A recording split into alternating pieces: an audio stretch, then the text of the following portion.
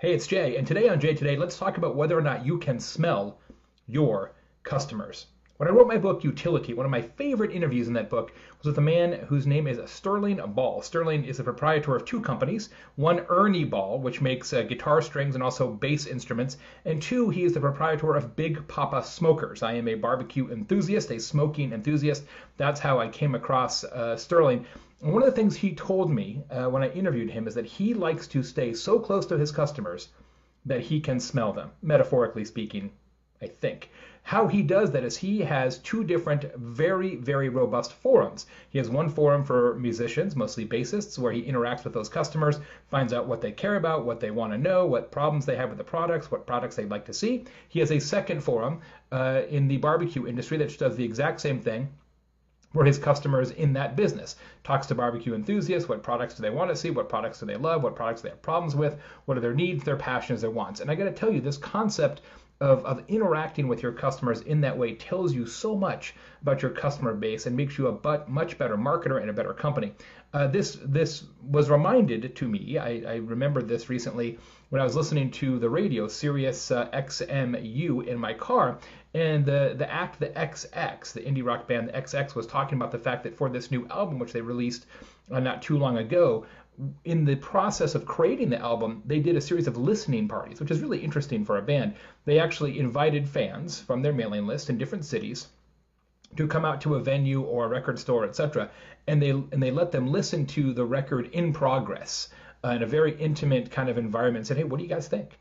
Like, what do you like? What don't you like? What resonates with you? What doesn't resonate with you? And that's a really interesting way to get feedback from fans, especially in industry music where typically that doesn't happen, right? You put the album out, you're like, this is my artistic statement, and you can like it or not like it, but this is my thing. I think it's really fascinating to get that kind of feedback early stage in a sort of a musical production. And so kudos to the XX.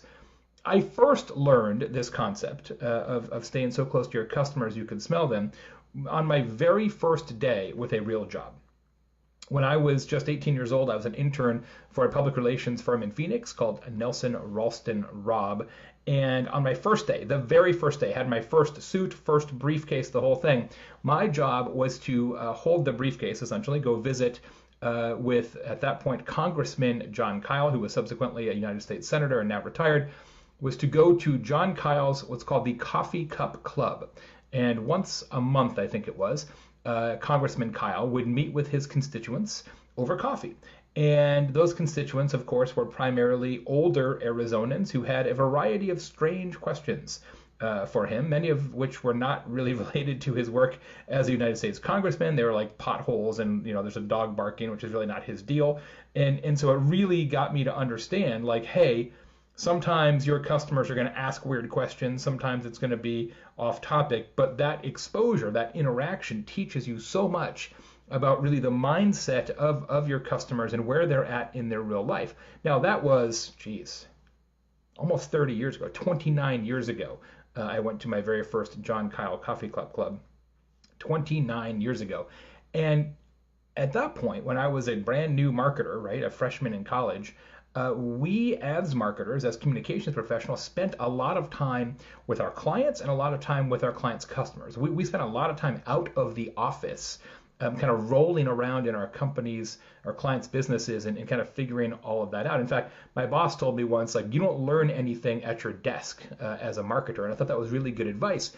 But at some point along the way, we kind of lost that, right? When we moved into digital marketing in a big way, we kind of got to the point where we are today, where it's like, well, I don't need to talk to customers because I've got all these reports. I've got this Google Analytics report and this Facebook report and all these other insights about my audience. And so I don't need to talk to them. I can just look at my spreadsheet and I know who these people are. And that's a dangerous assumption. The best marketers are the marketers that know the best about their audience, period. And it's as true 29 years ago as it is today. You don't learn anything at your desk. Just recently, I visited two of our clients, Able Communications in Baltimore and IDEA, which is an agency in San Diego. Had a great day with both of them and learned a lot about their business and their people, things that I never could have figured out via phone or Skype or email or the rest. So I want you to think about this and answer this question in the comments below. What can you do, or what can be done, or what is your favorite tip for staying as close as possible to your customers. One of the things that I'm a big fan of now, which kind of bridges the gap between physical and virtual, are Facebook groups. Facebook groups are free. Everybody's on Facebook anyway. We have a number of Facebook groups that we manage at Convince and Convert.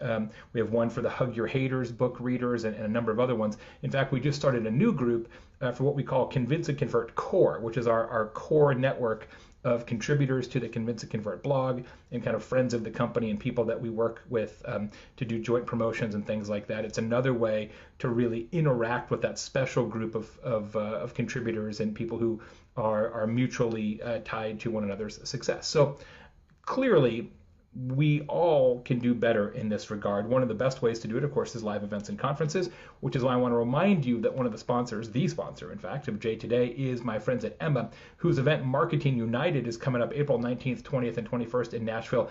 I'm going to be the host of Marketing United this year. Scott Stratton will be there, and Handley will be there. A bunch of fantastic speakers. The founder of Netflix will be there. A bunch of other amazing topics. It's going to be great. Nashville is a ton of fun. So tickets are almost sold out, but still a few left. So if you haven't registered for Marketing United and you're interested, would love to see you. It's a blast. One of my favorite events each year. Go to marketingunited.com. Again, below, what do you do to stay close to your customers, and some ideas for staying closer to your customers, both in person, which I think is the best, or virtually. I'm Jay. This is Jay Today. Thanks for your attention.